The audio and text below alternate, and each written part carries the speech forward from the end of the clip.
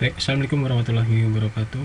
Pada kali ini kita akan membahas tentang statistik dan probabilitas. Pertama-tama marilah kita lihat tujuan pembelajaran kita pada hari ini, yaitu menjelaskan bagaimana mengumpulkan dan mengorganisasikan data, yaitu data mentah, ke dalam suatu susunan, dan bagaimana membuat dan menginterpretasikan data tersebut. Yang kedua, terus kita akan mempelajari apa saja sih yang perlu kita lakukan untuk menyajikan data dalam bentuk histogram, poligon frekuensi, diagram batang, diagram garis, dan lain-lain sebagainya.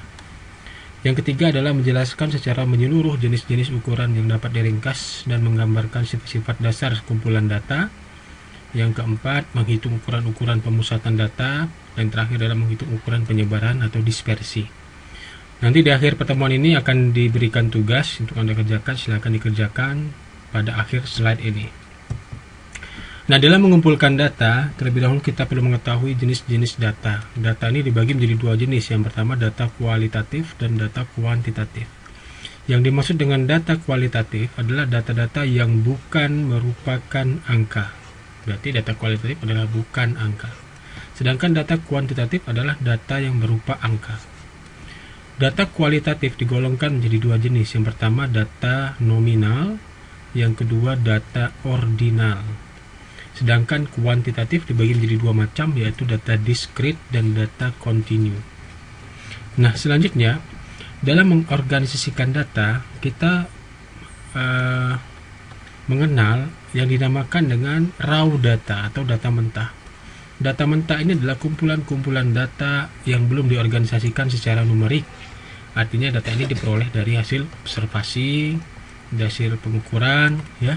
Selanjutnya data mentah tadi kita jajarkan atau data array, diorganisasikan dengan data yang sederhana, misalkan data yang paling kecil dikelompokkan atau diurutkan hingga data yang paling besar, atau sebaliknya data yang paling besar hingga data yang paling kecil. Ini bisa dilakukan dengan menggunakan Microsoft Excel, ya, dengan mudah.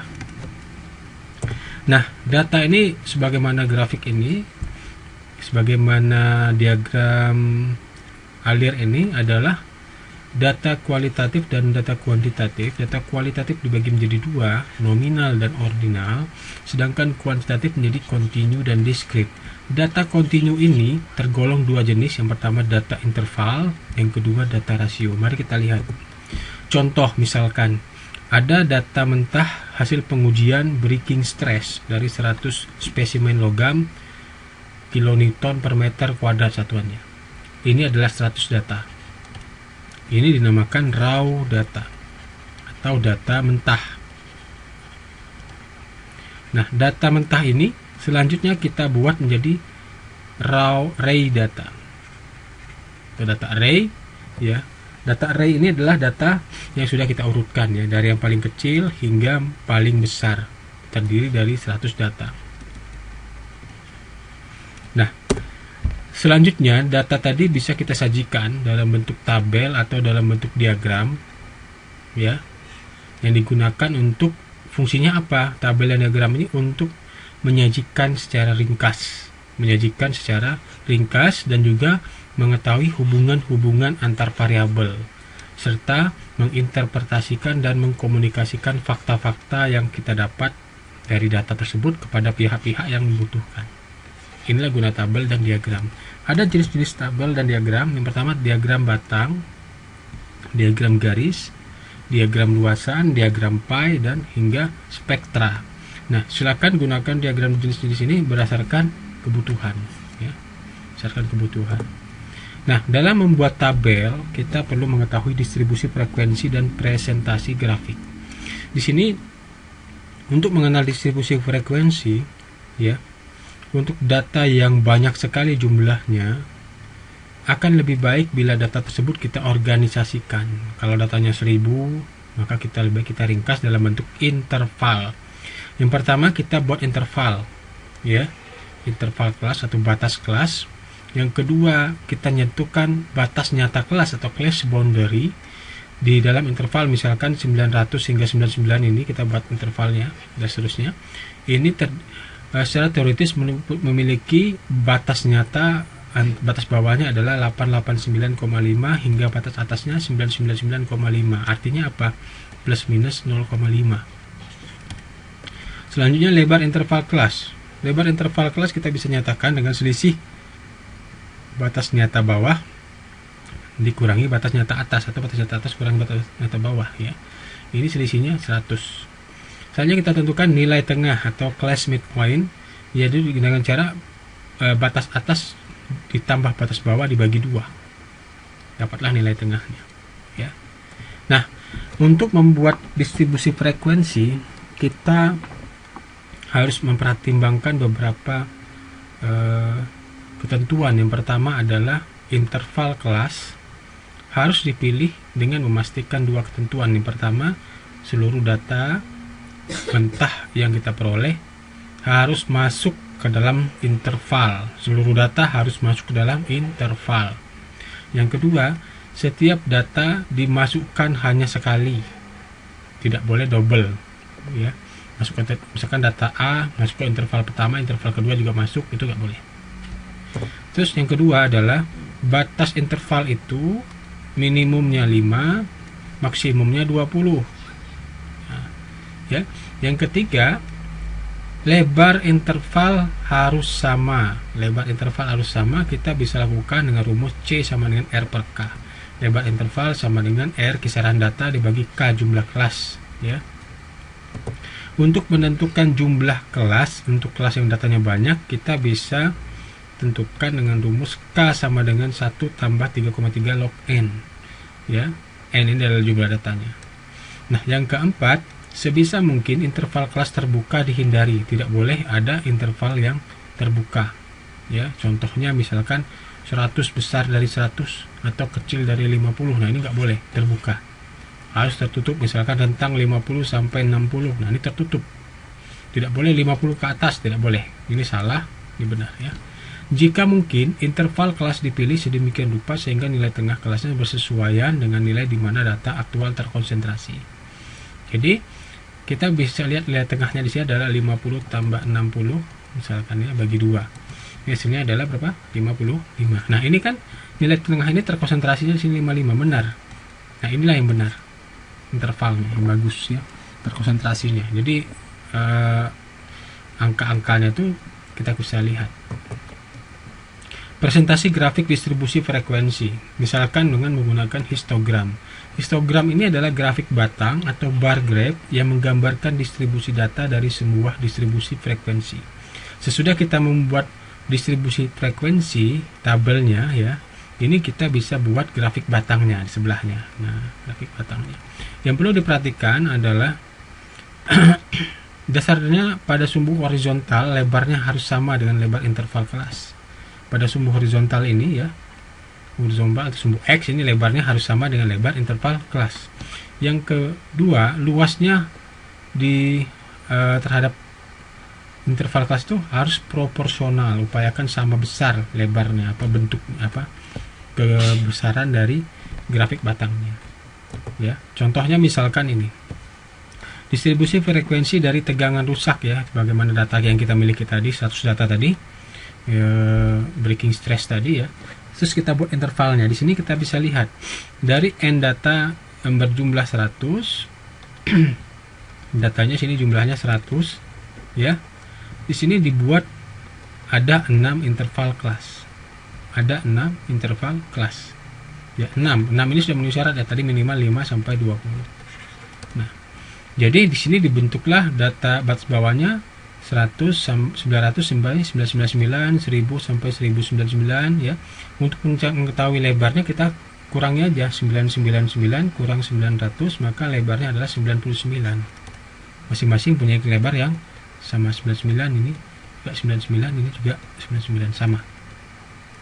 Nah, sehingga jika lebarnya sama, grafik batangnya akan proporsional seperti ini. Lebarnya sama. Ya. Nah, dalam menentukan distribusi frekuensi ini, pertama kita akan melihat angka-angka yang terdapat dalam rentang interval pertama. Di sini ada 4 angka, ya. Kita bisa lihat 900 sampai 999 kalau kita kembali kepada data tadi. Nah, ini. data yang sudah kita jajarkan tadi dengan gampang kita bisa melihat 900 sampai 999. Nah, ini dia. Ya, ada 4. 1 2 3 4. Ada 4 data. Nah, begitu seterusnya kita susun ya frekuensinya. Terus kita lanjutkan dengan 1000 sampai 1099 ada berapa data hingga semuanya masuk. Semua data harus masuk. Ini dibuktikan dengan apa? Dengan totalnya harus sama dengan jumlah data. Ya. Ini harus sama dengan jumlah data. Oke. Next kita lihat contoh 2.6 ya. Distribusi frekuensi waktu diam per bulan dari 70 buah mesin pabrik ya, ditunjukkan pada tabel. Untuk interval ke-7, lebarnya tidak sama dengan interval kelas yang lainnya. Dapat dilihat bahwa histogramnya digambarkan dengan menyesuaikan tinggi batang pada interval ke-6 dan ke-7 sedemikian rupa sehingga luas batang tetap proporsional terhadap frekuensinya. Kita bisa lihat, nah ini contoh yang lebarnya atau tidak sama ya. Nah, ini kita bisa lihat sini ada data tadi. Nah, ini intervalnya ada 1, 2, 3, 4, 5, 6, 7. Ada 7 interval ya, sesuai dengan syarat. Nah, ini lebarnya ada yang 9 ya, 59 kurang 50 maka lebarnya 9. Nah, sedangkan yang di sini kita bisa lihat ini. Di sini lebarnya adalah 119 kurang 100, lebarnya adalah 19. Sehingga grafik batangnya ini lebih gemuk di sini. Sedangkan di sini lagi berbeda lagi. 179 kurang 120 maka nilainya adalah 59. Nah, ini lebih gemuk lagi. Ya, akan tetapi jumlah datanya ini jumlah data sebanyak 70 data ya. Nah, sini kita bisa lihat dia lebar akan tetapi pendek, lebar tapi pendek ya, sehingga bentuknya ini masih proporsional, tergolong proporsional. Ini jangan sampai lebar terus tinggi gitu ya, ini tidak proporsional. Nah, untuk data yang jumlahnya sedikit mungkin bisa digunakan interval dengan lebar yang tidak sama ya, dengan standar, tapi upayakan lebih baik sama ya. Kalau ada datanya kita bagi bagus jumlah intervalnya, tentu hasilnya akan lebih proporsional lebih. Nah, poligon frekuensi, kita mengenal poligon frekuensi di sini adalah suatu grafik garis yang frekuensi interval yang diplot pada nilai tengahnya.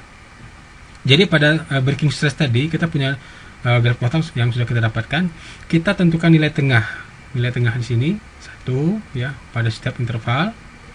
Nah, nilai tengah itu kita tentukan dengan cara bagaimana? Batas atas dikurang batas bawah ya, ditambah batas bawah dibagi 2. Nah, gitu ya. Jadi dibagi 2, maka diperolehlah nilai tengahnya di sini. Nah, nilai tengah ini selanjutnya kita buat garis ya menyambung setiap nilai tengah. Nah, inilah dinamakan poligon frekuensi ya, poligon frekuensi. Distribusi frekuensi kumulatif. Nah, di sini dibagi menjadi 2 jenis. Yang pertama adalah distribusi frekuensi kumulatif kurang dari, yang kedua distribusi frekuensi kumulatif lebih dari. Kita lihat. Nah, untuk distribusi frekuensi kumulatif kurang dari, misalkan pada data mentah yang kita breaking stress tadi kita bagi menjadi kurang dari ya, maka kecil dari 899,5, kecil dari 999,5. Nah, ini ada berapa? 1, 2, 3, 4, 5, 6, 7. Ada 7 distribusi frekuensi kumulatif. Nah, di sini kita akan melihat angkanya semakin lama semakin besar karena dia bersifat kumulatif. Kumulatif di sini maksudnya adalah penjumlahan. Di data yang pada kisaran kecil dari 899,5 0 tidak ada datanya. Data yang kecil dari 999,5 ada 4 buah data. Data kecil dari 1999,5 ada 23 data. Hingga datanya 100. Berarti semua data sudah masuk. Ya. Semua data sudah masuk ke dalam distribusi frekuensi kumulatif kurang dari. Nah, distribusi frekuensi kumulatif ini ciri-ciri grafiknya adalah selalu meningkat, tidak pernah menurun, karena dia bersifat kumulatif, selalu jumlahnya akan bertambah. Nah, di sini ada berapa jenis kurva, ya? Kurva simetris, kurva menceng ke kanan, menceng ke kiri, bentuk U, bentuk J, J terbalik, bimodal, dan multimodal. Nah, ini jenis-jenis kurva ini akan ditemukan berdasarkan karakteristik data yang kita miliki. Ya. Rata-rata. Nah, selanjutnya kita menentukan rata-rata. Bagaimana caranya? Menentukan rata-rata, ya, ada dibagi menjadi dua, data yang tidak terkelompok dan data yang terkelompok. Data yang tidak terkelompok, untuk menentukan nilai rata-ratanya, ya, kita gunakan rumus biasa yang kita gunakan, sigma xi per n. Untuk populasi kita gunakan nu x sigma xi per n. Bedanya adalah ini, simbol ini. Data terkelompok atau frekuensi, ya, ini ada ya, data terkelompok di sini adalah masuknya interval, ya. Ini data yang bukan interval.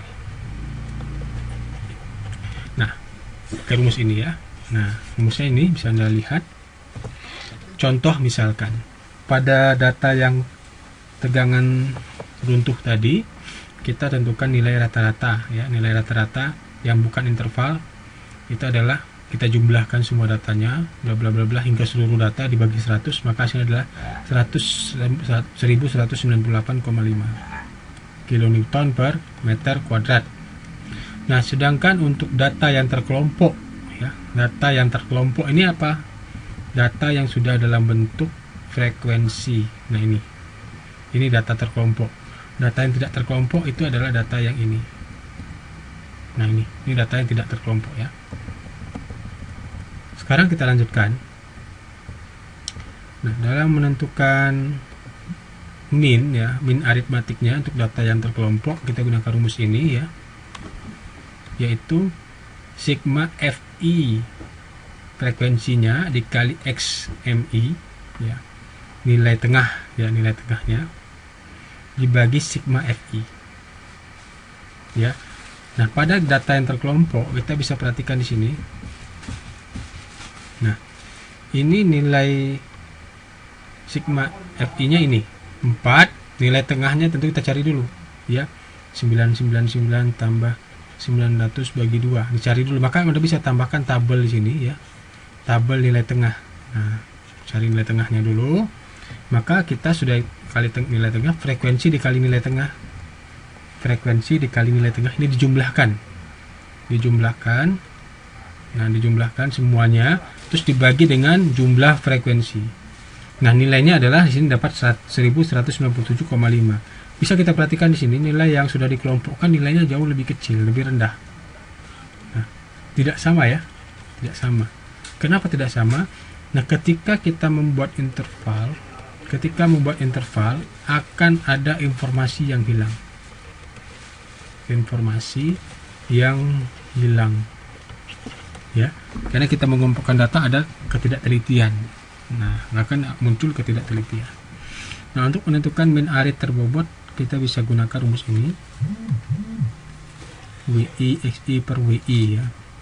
Nah, itu contohnya misalkan, jika dalam suatu nilai akhir mata kuliah statistik, nilai ujian akhir berbobot 3 kali nilai ujian tengah semester dan tugas, maka seorang mahasiswa memperoleh nilai ujian akhir 85, nilai UTS-nya 70, nilai tugasnya 90, akan peroleh nilai. Nah, kita bisa lihat nilai ujian akhirnya ada 85, ini bobotnya 3 kali, ya, 3 kali nilai 85 ditambah ini 1 kali nilai, ini nilai UAS, nilai UTS, ini nilai tugas, dijumlahkan dibagi dengan bobot. Nah, jumlah bobot, ya. Nah, maka nilainya 83. Seperti itu. Min geometrik, min harmonik, ini contoh yang lain. Ini tidak kita gunakan. Nah, contoh 2.1. Seorang mengendarai mobil dari kota A ke kota B dengan kecepatan 30 km per jam. Ya. Dan kembali B ke A, balik lagi, tapi kecepatannya meningkat menjadi 60 km per jam. Semula dia 30, perginya, baliknya 60 km per jam. Maka kecepatan rata-rata dari seluruh perjalanan itu dihitung. Nah, berapa? Seandainya diasumsikan A ke B adalah 60 km jaraknya, maka asumsikan jarak ini bisa dilakukan berapa saja ya, tergantung kebutuhan kita, kehendak kita sendiri. Nah, jadi waktu yang ditempuh ya ketika pergi dari A ke B, kecepatannya adalah waktu ini jaraknya 60 km per jam, kecepatannya 30 km per jam, waktunya selama 2 jam. Nah, sedangkan dia balik dari B ke A, waktunya adalah jaraknya 60, kecepatan 60, waktunya 1 jam. Maka kecepatan rata-rata total adalah ini ya. Nah, kita bisa lihat waktu jarak A ke B tambah jarak B ke A, 60 tambah 60. Nah, waktu itu kecepatan rumusnya adalah S per T. Ya, 60 tambah 60 per waktu A ke B tambah waktu B ke A. Maka didapatlah kecepatan rata-rata 40 km per jam. Nah, ini bisa kita gunakan rumus ini ya.